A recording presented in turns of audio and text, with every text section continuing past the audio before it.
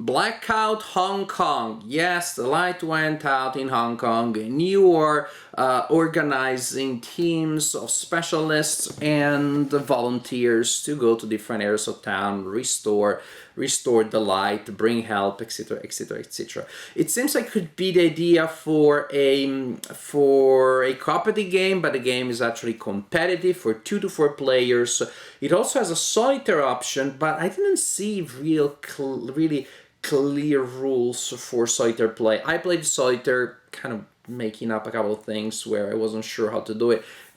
Solitaire, the game feels pretty dry. There's also a campaign system, but what I'm going to do in this video is to give you a sense, to show you how the game works in general. It is a game with very different moving parts. It almost feels like almost a collection of mini games. A turn has 8 phases, so you know that's a lot, and only some of those are cleanup, stuff like that. In many of these phases you will do different things. That also means that the learning curve is steep. It's so steep that I don't even know if it's a learning curve or just a vertical free climbing. It's tough to get in the game. I only played it with very committed players who will still struggle a little bit, but a ray of hope after we figured out what the heck was going on. We enjoyed the game. So I also anticipate a little bit of the conclusions there. And before I do that even more, let me show you how Blackout Hong Kong works. The game is played partially on this board here, which represents Hong Kong by night after the lights went out. It is divided in districts that are marked by these lines that connect color dots, and there are piles of tokens in the districts. They give you opportunity to score or to acquire special benefits if you're able to produce the required number of GPS points. We'll talk about that. During the game, you will try to use game effects that will allow you to place your cubes on those dots. Multiple players can have cubes in the same area. And what you're trying to do is, well, to place cubes in area that allow you to access these tokens that we mentioned, but also you're trying to seal off, to secure districts, like I just did here and there. And that also is going to be good for you, trust me. We'll talk about that later. A rondel, we'll see that one. There we have an area where you place cards that you can acquire during the game to upgrade your hand. And then each player has a play area such as this one. Very important because it will allow you to organize your cards. It's a reminder of the 8 phases in each turn. Even the areas around it are important. Here you place cards that are in the hospital. You need game effects to get them out of there. Here you will have cards that you had discarded. In this area, when you remove a building, you will unlock the ability connected there. And when you secure a district, you get the opportunity to removing one of your buildings and put it on the board. And then you unlock again the abilities there.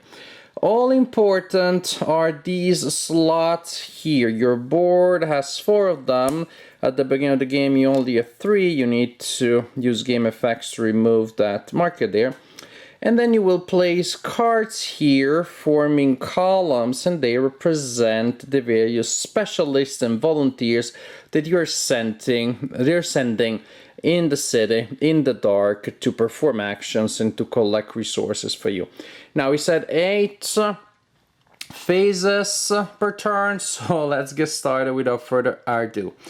The first phase is roll resource dice and plan cards. You roll these 3 dice here, and then you may have to re-roll them until they show different resources. And then you place them on the spaces of the rondel corresponding to the symbol. So here we have gas, and suppose that here we had water instead. Those dice mark what the blue, red, and yellow resource are going to be for the turn, respectively.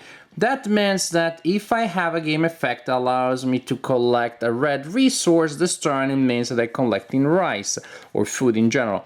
If the die was here, then a game effect that allows me to collect the red resource this turn would give me medicine. To mark the fact that you collect a resource, you will place cubes on the rondel in the corresponding area. And so, for example, this turn I'm spending a game effect that allows me to collect 2 red resources. This turn it means 2 medicines, and I place my cubes there. Later, when I want to spend my resources, I simply move them from there. So as the game progresses, you're gonna have resources around the board. There are also transport tokens, very important because they allow you to get resources next to the area where the resource die is. Suppose, for example, that I want books or I want food. There are no dice there.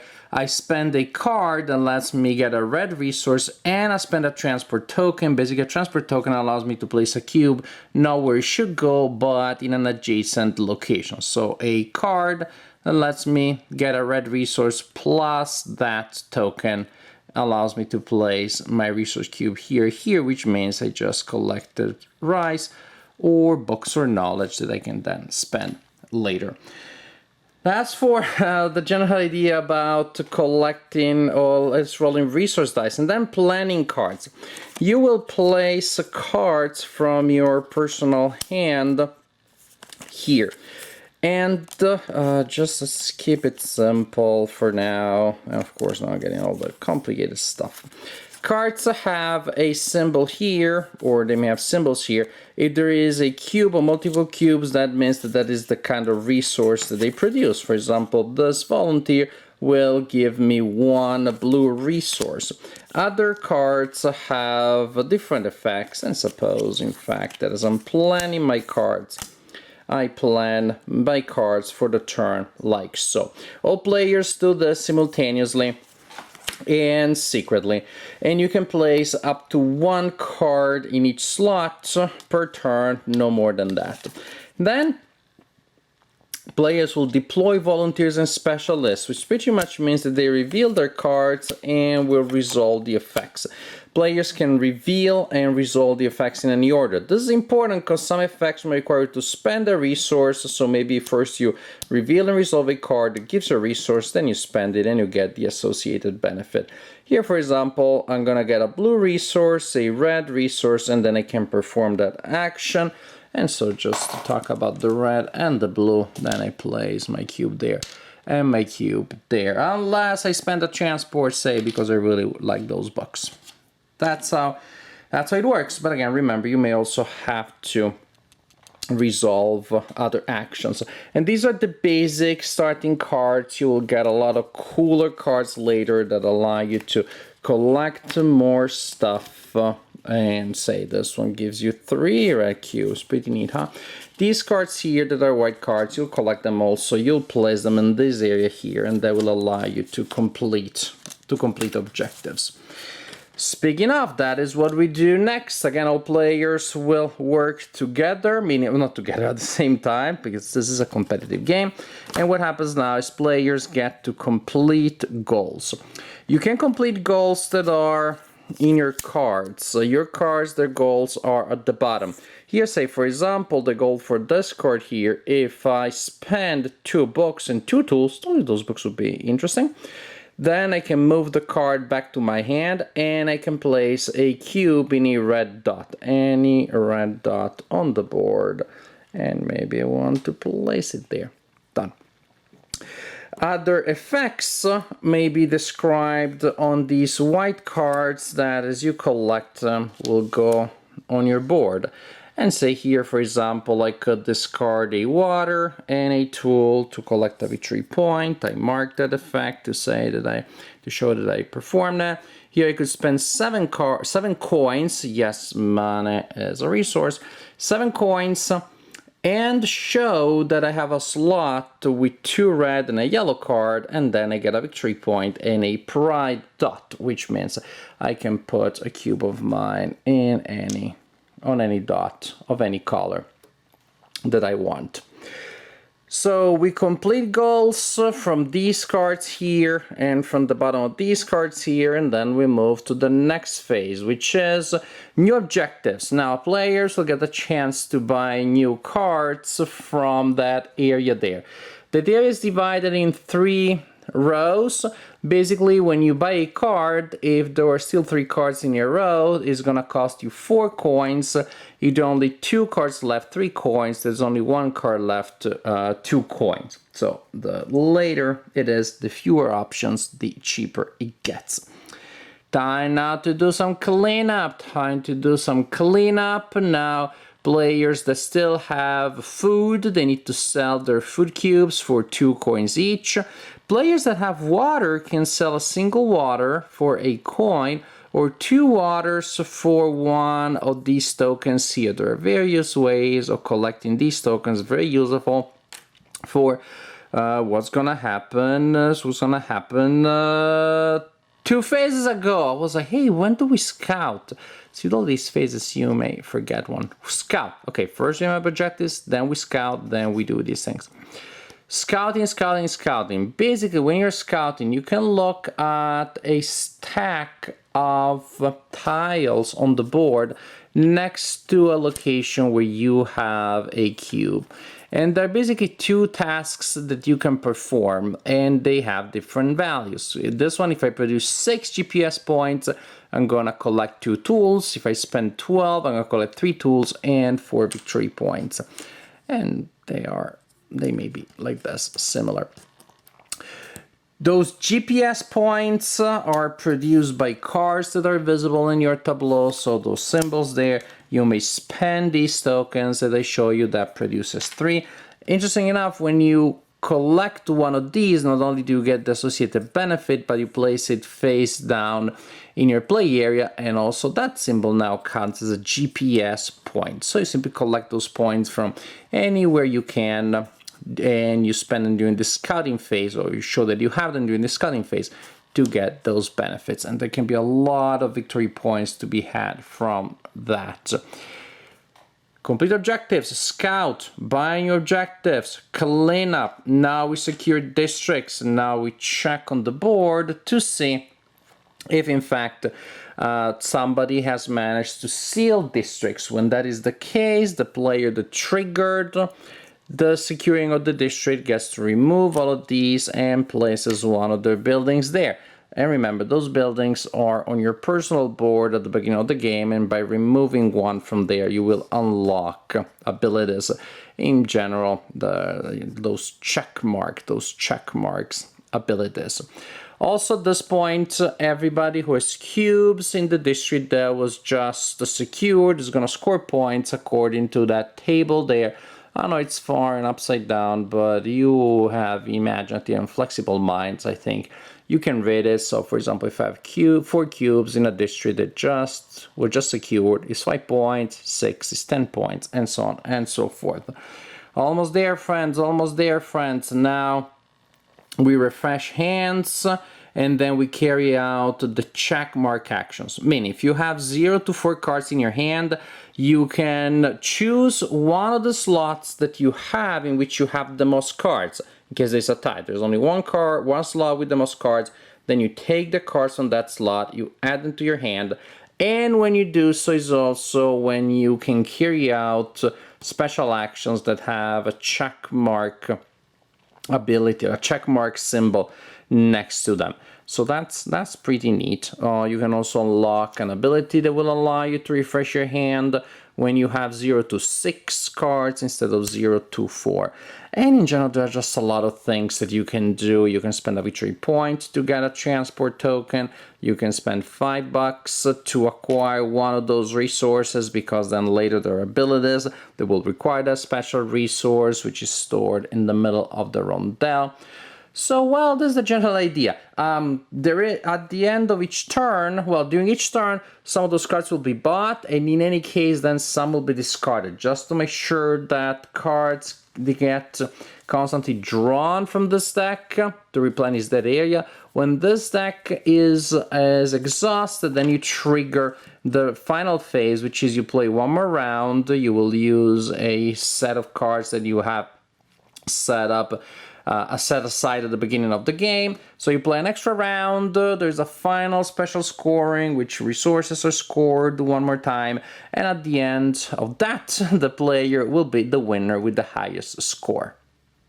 So again, the problem in this game is after you teach it to new players, they look at you like you went insane, because there's these steps that just do not add up. It really is, you're playing almost different games. I understand I'm building the tableau, but then I'm also playing a little bit of Go on the board as I'm trying to close off areas. But then I'm also playing the games as I move things around, and I try to do different combos, and I'm trying to, I unlock different actions. There's a lot. There's a lot. The icons are many. The icons never stop. You think you know them all and one more show up. And I didn't see, there isn't a clear player rate that you can give to somebody. Everybody has their player rate and all the icons are there. That could have helped. I was going to say immensely, but no, I don't think anything can help immensely. You can't really take shortcut with a game that has so many moving parts. You can't boil it down. I think it's already boiled down to, I don't know, as simple as it can be, but the idea was, I guess, precisely to have a machine that has so many different mechanics, so many different things. But this being said, if you're a committed player, if you're gonna put in the work, first to learn the rule book. I know I read it a couple of times and I was still not sure of what the heck this was gonna be. You are gonna put in the homework to learn the game and then to teach it to your friends and make sure they don't hate you. Well, then actually there's a really strong game in here. If you go past the fiddliness, which is immense, it's a really good game. Actually, it gave us so much satisfaction. I didn't much care for the solitaire option and I haven't played the campaign, but the game is this, multiplayer and competitive.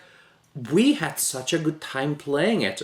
Because then when all of the moving parts fall into places, there's really some interesting planning and strategizing to do as you are unlocking new abilities, as you're using your very limited actions to do things. And when you realize what you can do, the game is actually very sandboxy because you can manipulate your tableau in a way that you'll get a lot of cards back, or you'll form sets and you'll get benefits from the fact that the sets are there. And you will decide which cards you want to add and what elements you can unlock. And again, the idea is to synergize everything. If in fact I take a card that gives me a benefit that I can use here to score that thing, and that also gives me this card in my hand that I can use next turn to close that area, that gives me that benefit, that unlocks that action that I can use to get more resources that I can spend to buy that thing. It reaches... When things go together, the game reaches moments that are almost sublime. I'm not afraid of saying it because that's how I felt. Of course, before I realized that everybody was doing it much better than me and I kind of, quote-unquote, sucked at it, meaning I had these moments of joy, but I was 50 points behind. And I'm still glad that I played the game. I'm still glad that I enjoyed it. It's a game that I really enjoy, and maybe precisely because it is so hard to see the forest for the trees, it's so hard to get to the point where the game clicks. When it does and you play competently, or you feel you're playing competently, although not as competently as other players, but when you're playing in a way that you see all of these things moving together and you synergize things, there is great joy, there is great satisfaction. My friends also had the joy of winning the game, and I never had that, and I'm really far from even, I don't know, having a shot at it. But I enjoy playing it. I'd be happy to play it again tonight, especially if somebody comes over a little earlier and we set it up together, because setup is a little bit of a chore. But still, it is a really strong game. I hesitate to recommend it to many people. Even many of my friends are like, I don't know, let's play something else. But I have some really committed friends that don't mind the pain, that don't mind the cruel tutelage that you have to put them through to distance the game. And then Blackout Hong Kong is a really strong design. It's a heavyweight Eurogame for committed Eurogamers, but it's a design that has a lot of intellectual pleasure that it can emanate.